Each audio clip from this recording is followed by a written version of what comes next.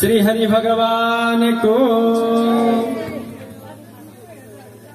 भागवत महापुराण को पुराणमा चाहिँ नि जयकारको ठूलो महत्व छ। जय नम, जय शब्द नम शब्द शंख शब्द तथैव च। जय जय भन्दै भन्दै कथा सुन्यो भने त्यो कथाले हामीलाई काम गर्छ। नमः पनि भन्दै गर्नुपर्छ, बेला बेला शंख, बेला बेला घण्ट पनि बजाउँदै गर्नुपर्छ र बेला बेला पुष्पवृष्टि आदि पनि कथामा गर्नुपर्दछ। यो कथाको महत्व हो। अब हामी प्रसंग, हाम्रो साह्रै मिठो प्रसंग छ। ऋषभदेव भगवान पछि अजनाभ खण्ड अर्थात भारतवर्ष, अहिले हामी भारतवर्ष भरत क्षेत्र भन्छौं, हाम्रो नेपाललाई नेपाल देश भन्छौं। अजनाभ खण्डका राजा भरत हुनुभयो। उनले विश्वरूपकी छोरी पाञ्चजनीसँग विवाह गर्नुभयो। भरत राजाकी पत्नीको नाम के हो भनेर भरे ज्ञान मञ्चमा आयो भने भन्नुभयो पाञ्चजनी। लेख्नु होला, पाञ्चजनी रहेछ भरत राजाकी पत्नीको नाम। अनि पाञ्चजनीसँग विवाह गर्नुभयो। 5 जना सन्तान भए। 5 जना छोरा समिदा पनि नाम आउँछ है। 5 जना छोराकी आमा पाञ्चजनी।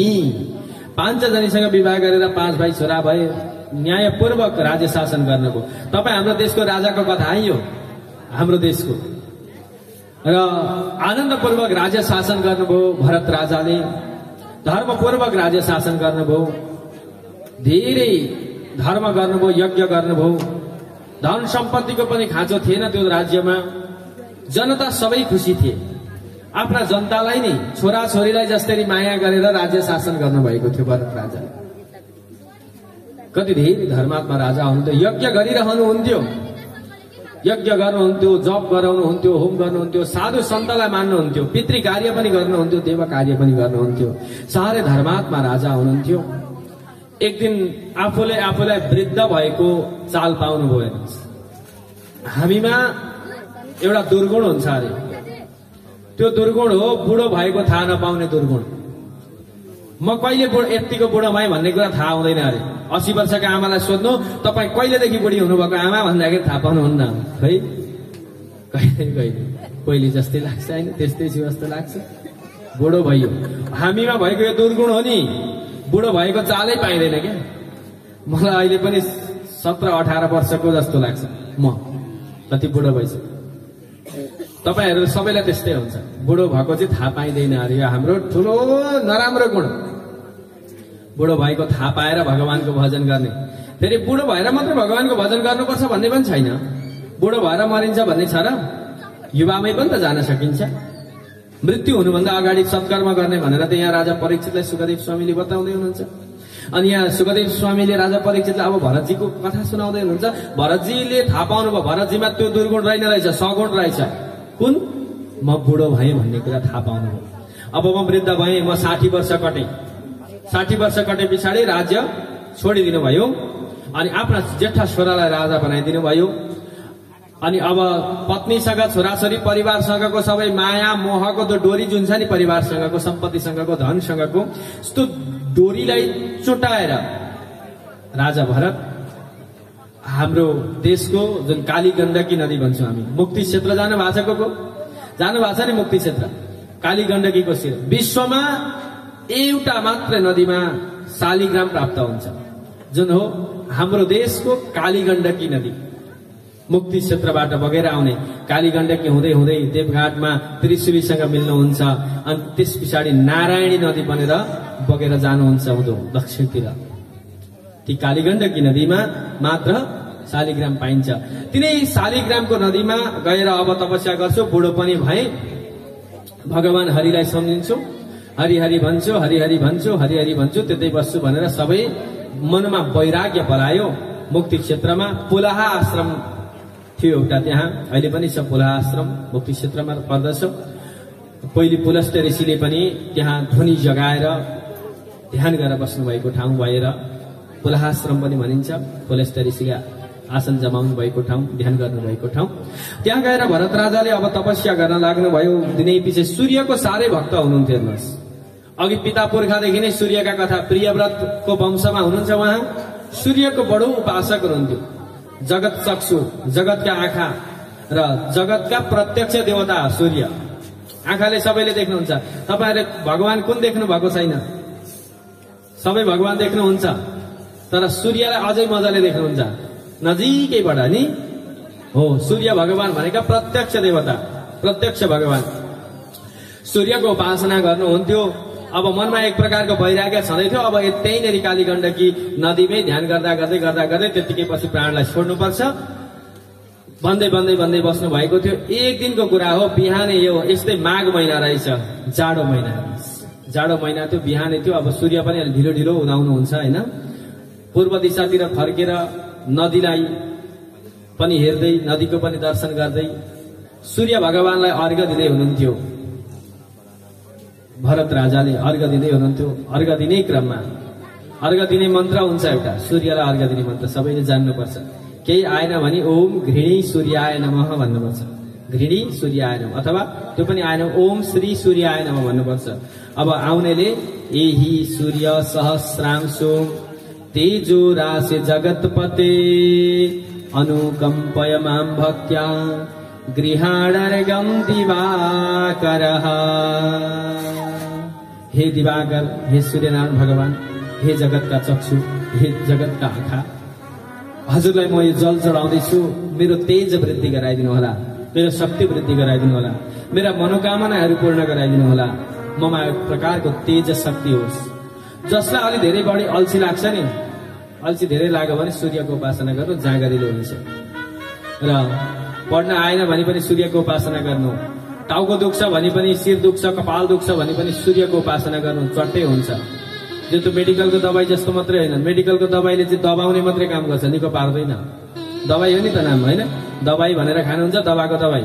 त्यो बिमारलाई दबाउने काम गर्छ। त्यो दबाको बेलामा दुख्दैन, अनि त्यो छोडेको बेलामा फेरि दुख्न थाल्छ। अनि त्यो किन खाने? अब हस्पिटलै नजानु भन्ने चाहिँ होइन है। तर सजिलो हाम्रो घर आएपछि उपचार चाहिँ छ नि त। सूर्यलाई ढोक्दाखेरि धर्म पनि हुने, स्वास्थ्य पनि हुने, औषधिको काम पनि गर्ने। आँखा कमजोरी छन्, आँखाबाट आँसु आउँछ, आँखाबाट पानी आउँछ भने पनि सूर्यलाई अर्घ दिनुहोस्। सूर्यलाई अर्घ दिने पनि तरिका छ। ठुलो भाँडामा जल लिने, थोरै होइन, यति पानी चढाउने होइन, धेरै पानी लिने। भरिसक्यो तामाको लोटा भरि पानी लिने, अनि पूर्व दिशातिर फर्केर कुनै वृक्षहरू होस्, तल तुलसीको वृक्ष होस्, भरिसके कुनै बर पिपलको वृक्ष, राम्रो सुन्दर वृक्ष होस्, वृक्षलाई पानी पनि लगाउनु भयो। तपाईँले धेरैवटा काम गर्नुहुन्छ त्यतिखेर। तपाईँले के गर्नुभयो? वृक्षलाई पानी दिने काम पनि गर्दै हुन्छ, तपाईँ स्वास्थ्य पनि बन्दै हुन्छ, धर्म पनि गर्दै हुनुहुन्छ। अति सजिलो छ। बिहानै नुहाइदै गरेर अनि हातबाट माथि हुनुपर्छ त्यो लोटा। हेर्नुहोस् है, यसरी अर्घ दिन मिल्दैन सूर्यलाई जल चढाउँदा। शिरभन्दा माथि हात हुनुपर्छ। त्यही भएर हात अलि माथिसम्म पुग्ने गरी लामा भगवानले बनाइदिनु भएको सूर्य अर्घ गर्दैन। अनि माथि हात गरेर सर र पानीको धारा झार्नुपर्छ। यसरी धारा झरेको बेलामा त्यो धारामा सूर्यलाई हेर्नुपर्छ। हेर्नुहोस्, त्यो धारामा सूर्यको किरणलाई, घाम लागेको बेला हुनुपर्छ। अनि त्यो धाराबाट सूर्य आएर त्यो धारामा ठोकिनुहुन्छ। त्यहाँबाट तपाईँको आँखामा डाइरेक्ट सूर्यलाई हेर्न मिल्दैन। त्यहाँबाट सूर्य दर्शन गर्ने। मन्त्र आयो भने भन्ने, आएन भने चुप्प लाग्ने, खाली खुट्टा भुइँमा टेक्या हुन्छ, तपाईमा धरतीबाट एक प्रकारको शक्ति तपाईको शरीरमा आउँछ। त्यो तामाबाट तपाईको शरीरको नकारात्मक ऊर्जाहरू, नकारात्मक भाइब्रेसनहरू तपाईको तामाबाट पानी हुँदै धरतीमै जान्छ अनि त्यहाँबाट सकारात्मक त्यही पानीको धाराबाट तपाईमा आउँछ। तुलसीमा भएको शक्ति पनि तपाईलाई प्राप्त हुन्छ, सूर्यबाट आउने किरण पनि तपाईलाई प्राप्त हुन्छ। तपाई स्वस्थ पनि बन्नुभयो अनि सूर्यबाट लागेको तपाईको ऋण पनि चुक्ता हुन्छ। सूर्यबाट सबैलाई ऋण लाग्छ। सूर्यनारायण भगवानको ठूलो महिमा छ। सूर्य महापुराणमा आउँछन् प्रसंग। सूर्यनारायण भगवानको कहिले बिल तिर्न जानु भएको छ तपाईहरु? जहिले उज्यालो पार्नेको बिल तिर्न। जम्मा जम्मी दिनमा 2 घण्टा बाल्नुहुन्छ यो बत्ती। यसको बिल आउने बित्तिकै फाइन 5 रुपैयाँ लाग्छ भनेर तुरुन्तै कुदेर जानुहुन्छ बिजुली अफिसमा तिर्नलाई। भने 2 घण्टा बत्ती बाल्दा तपाईलाई त्यो बत्ती बाल्दाखेरि फाइन पर्छ भनेर डर लागिरहेछ, ऋण तिर्न जानुहुन्छ भने अरु सबै घण्टा दिनभरि उज्यालो बनाइदिने ती सूर्यलाई खोइ हामीले आजसम्म बिल तिर्न गएका छौं? कोही छैन। ऋण लागेको छ हामीलाई सूर्यको, भगवानको ऋण हामीलाई लागेको हुन्छ। त्यो ऋण कहाँबाट चुक्ता हुन्छ भन्दा सूर्य दर्शन गर्ने, सूर्यलाई जल चढाइदिने नि। गाली मात्रै गर्ने होइन, जेठमा सूर्यलाई गाली गर्दा गर्दा गयो, पुस लागे पछाडि हे भगवान कतिखेर आउनुहुन्छ। हजुरको हामी कति स्वार्थी छौं, स्वार्थी भन्नु हुँदैन। हामीले जसले राम्रो गरेको छ नि उसलाई हामीले भुल्नु हुँदैन। सूर्य भगवानले जहिले राम्रो हामीलाई गर्नुभएको हुन्छ र सूर्यनारायण भगवानलाई जल चढाउनाले स्वास्थ्य पनि बनियो, धर्म पनि भयो अनि भगवानको ऋण पनि हामीले चुक्ता गर्दै गर्दै गर्दै गएका छौं। श्री सूर्यनारायण भगवानको सूर्यको उपासना गर्दै हुनुहुन्छ र सूर्यको ध्यान गर्दै हुनुहुन्छ। त्यही बेलामा एउटा घटना घट्छ। एउटा मृग, गर्भिणी मृगी रहेछन्। हेर्नुहोस्, त्यहाँ कालन्जर वन पनि छेउमा छ। कालन्जर वनबाट भागेर एकजना गर्भिणी मृग, गर्भवती मृगी, हेर्नुहोस् है, त्यो सूर्यलाई अर्घ दिँदै गर्नु भएको थियो राजा भरत। मृग आयो, त्यो खोलाको डिलमा आएर यसो पानी खान लागेको थिइन्। गर्भिणी मृग थिइन्। राजाले देख्नुभयो, ओहो यिनलाई तिर्खा लागेछ, जाडामा चिसो पानी खान लाग्यो भनेर यसो हेर्नुभयो। त्यतिकैमा पछाडिबाट एउटा बाघ आइरहेको रहेछ। बाघले आएर हङ्ग गर्दाखेरि जब बाघको आवाज आयो नि, डरलाग्दो बाघको आवाज सुनिने बित्तिकै, जब बाघको आवाज आउँछ, बाघको आवाज आउने बित्तिकै त्यो मृग डरले फुत्तै पानीमा हाम फालिन्। मृग पानीमा हाम फाल्ने बित्तिकै पानीमा जब मृग पौडिन लागिन्, पानीमा पौडी खेल्न लागिन् त्यो मृगी, त्यतिखेर उनलाई प्रसुति व्यथा लाग्यो।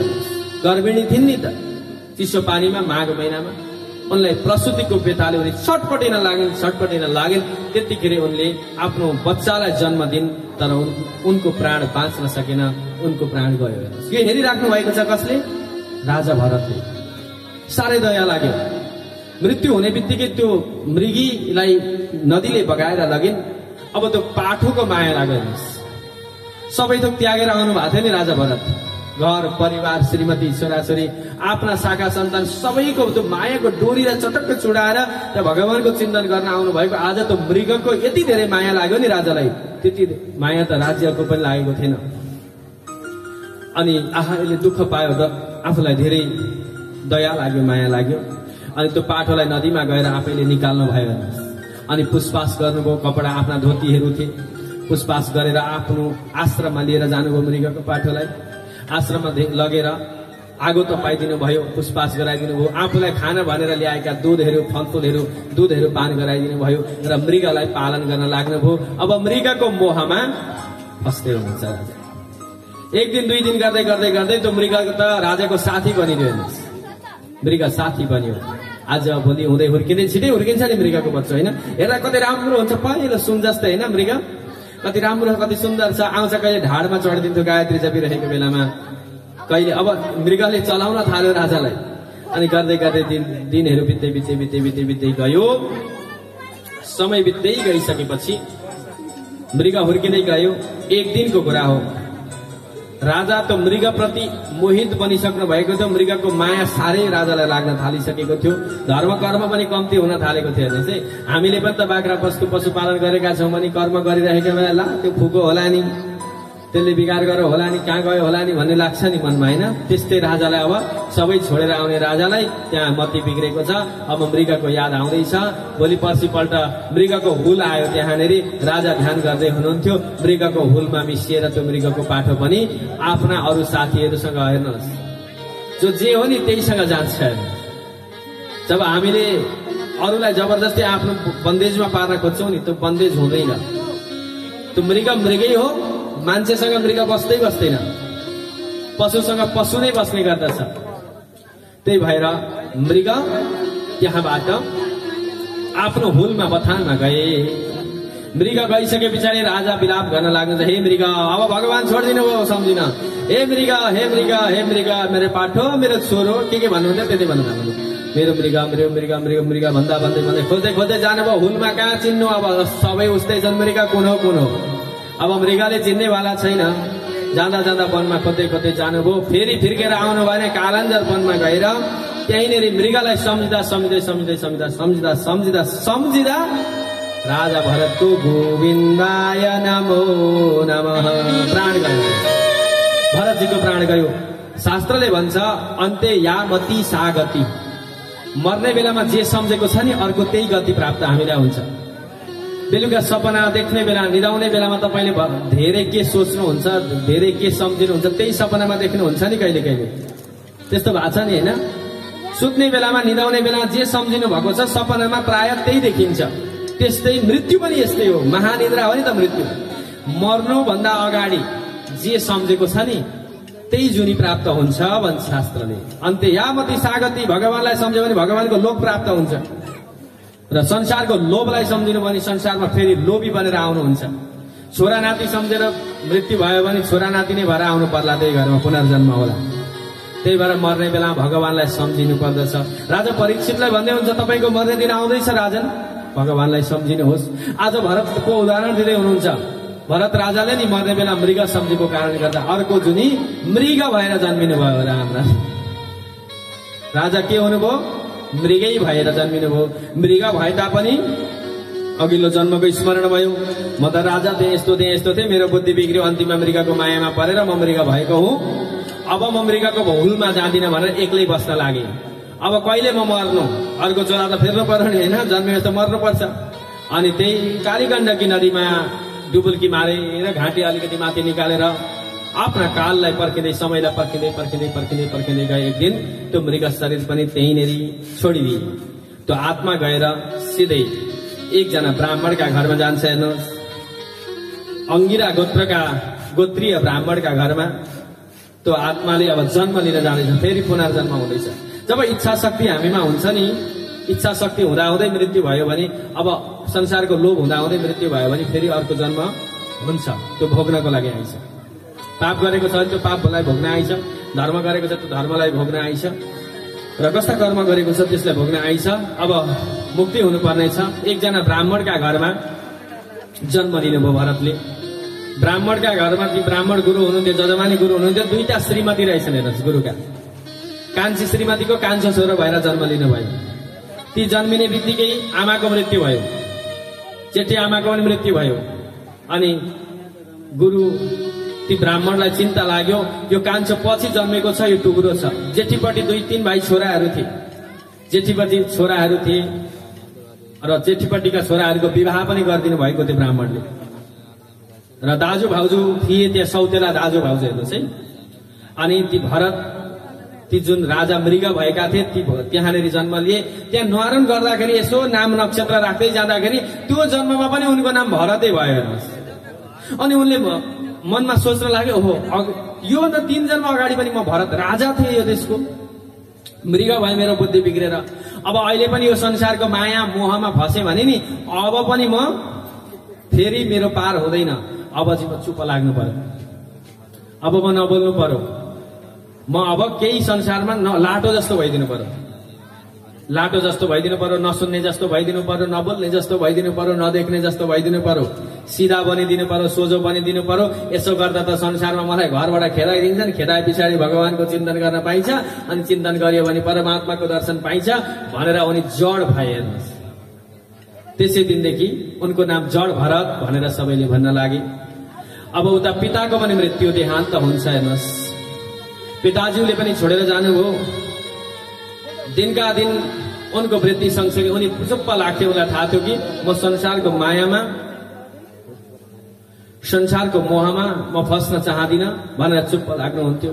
दाजु भाउजूहरूले अब पेल्न लाग्नुभयो, कामहरू लगाउनुहुन्थ्यो दिनभरि। हेर्नुहोस्, फलानु त काम गरे भन्नुहुन्थ्यो। काम गरेपछि फेरि कसरी गर्नुहुन्थ्यो दाजु? खन्न थाल्नु भने खनेको खने खनेको खने खनेको खने खनेको खने एकतिर पर्वत बनाइदिनुहुन्थ्यो, अर्कोतिर ताल भइदिन्थ्यो। अब आएर हेर्दा दाजुहरू आएर हेर्दाखेरि भाइले खानु कि खानेन भन्न बलवान हुनुहुन्छ। अब उहाँलाई केही चिन्ता छैन नि त। अर्कोतिर लु पुर है भन्दाखेरि त्यो अघि खनेको छ नि पर्वत, त्यसले पुर्दा पुर्दा पुर्दा फेरि एकातिर ताल एकातिर त्यस्तो कर्म गर्दा। गाई बाख्रा चराउन लाँदा पनि त्यही हो। आज तिमीले बाँदर हेर्नु है भनेर मकैबारीमा बाँदर हेर्न पठाउनु भएछ एक दिन दाजु भाउजूले। त्यस दिन के गर्नुभयो भरतजीले? ओहो, हे प्राणीहरू, तिमीहरू पनि ईश्वरकै सन्तान हौ, म पनि त ईश्वरकै सन्तान। उनीहरूले पशुको भाषा, भरतजीले जड भरतले पशुको भाषा पनि जान्नु भएको थियो। अघिल्लो जन्म मृग हुनुभएको थियो। अनि पशुको भाषामा बोलाएर सबै चराचुरुङ्गीहरू आओ, बाँदरहरू आओ, खाओ है, यो सबै अन्न तिमीहरूको भनिदिनुहुन्छ। सबै चराचुरुङ्गी आएर मकै खान्छन्, बाँदरहरू आएर मकै खान्छन्, सबै जीव जन्तुहरू आएर ती सम्पूर्ण ती जनावरहरू जति पनि घाँस खाने जनावरहरू छन् ती सबै जनावरहरू आएर चाहिँ त्यो अघिको मकैबारी जहाँ चाहिँ मकै रुङ्गु भनेर दाजु भाउजूले लगाउनु भएको छ, रुङ्ने क्रममा सबै भयो। अब यति भइसकेपछि पितामाता त हुनुहुन्न माया गर्ने, दाजु भाउजू हुनुहुन्छ त्यो पनि आफ्ना जेठी आमापट्टिकाले त अलिकति डाँटिहाल्छ।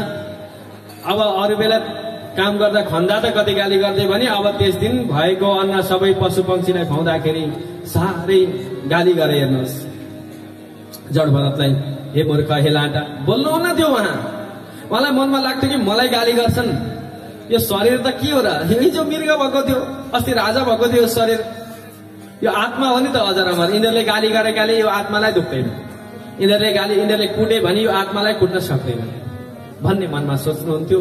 जे दिन्थे खाना त्यही खाइदिनुहुन्थ्यो। कुनै दिन भुस खाना दिन्थे, त्यही चरम चरम मजाले चबाएर, हे भगवान तपाईँको प्रसाद। अन्न राम्रोसँग खाना दिँदैन थियो, काम गरेको भए पो खाना दिनु त भन्थे। गाली साह्रै गर्थे, साह्रै पेलाइमा, परिवारको पेलाइमा परेर एकदम दुःखकर कष्टकर त्यो जड भरतले जीवन आफ्नो यापन गर्नुभयो। तर मनमा कस्तो लाग्थ्यो भने नि, परमात्माको इच्छा हो, आखिरी मैले खाएको भनेको त यो प्राण बचाउनलाई मात्रै हो, म मरिहालेँ भने पनि केही आपत्ति छैन। आखिरी जुनी फेरिराख्नु पर्दा थाहा छ उहाँलाई। म राजा जस्तो मान्छे मृग बने, अनि मृग भएर अहिले फेरि यस्तो बनेको छु। जे मिल्छ ईश्वरले जे दिनुहुन्छ त्यसैलाई मैले स्वीकार गर्नुपर्दछ भनेर जड भरतजीले त्यो जीवन आफ्नो समयलाई बिताउँदै जानुभयो। समय बित्दै गयो। दाजु भाउजूहरूले जे भन्नुहुन्थ्यो नि काम गर भनेर त्यही काम गरिदिनुहुन्थ्यो। सिधा है, तर सिधाको गर्ने तरिका बेग्लै हुन्छ। मैले अघि भने नि, खन्नु पर्यो भने खनिया खने, जोत्नु पर्यो भने जोते। भाइ आज त्यो ठाउँ पारी गाउँमा जानुपर्ने छ, त्यहाँ जाऊ ल भन्दाखेरि अब गएको गई फेरि गाउनु पर्थ्यो। दाजुलाई चाहिँ अलिअलि चिन्ता लाग्थ्यो क्या, भाउजूहरू अलिक छुच्ची थिए, भाउजूहरू चाहिँ साह्रै छुच्ची। दाजुहरूले कहिले कहिले भाइलाई अलिक मिठो मिठो खाना पाएनन्, दिउँ भनेर लुकाएर दिँदाखेरि भाउजूहरूले आएर खोसेर के को यिनलाई खाना दिने, काम गरिरहेको छ छैन, काम नगर्दा खाना पाइन्छ पाइँदैन। तर जतिसुकै हेला गरे पनि, जस्तोसुकै स्थिति त्यो परिवारको भए तापनि आफूले परमात्मालाई चाहिँ भुल्नु भएन, सम्झि नै राख्नुभयो। म आत्मा हुँ भन्ने कुरा विचार गर्नुहुन्थ्यो उहाँले। म शरीर होइन नि, वास्तवमा म आत्मा हुँ भन्ने विचार गर्नुहुन्थ्यो। हामीले पनि यो दृश्यलाई अवलोकन गर्नेछौँ। भरतजी महाराजको कस्तो स्थिति थियो त्यो परिवारको हेरौँ। भरतजीले के गर्नुहुन्थ्यो? जड भरतजीले जड भनेर हेर्थे सबैले, र भाउजूहरूले कस्तो व्यवहार गर्नुहुन्थ्यो। जड भरतजी कस्तो अवस्थाको हुनुहुन्थ्यो। यो दृश्य हामी पनि विचार गर्नेछौँ। कथाबाट जति बुझ्यौँ, पात्रहरू अवलोकनबाट उति नै बुझिन्छ। हाम्रो पनि यहाँ जड भरतजी र त्यो सबै परिवार आउँदै हुनुहुन्छ हामीहरूलाई दर्शन कसो कसो गर्नु हुँदो रहेछ त्यहाँनिर हेर्नुहोस्। अर्को पनि खोल्नु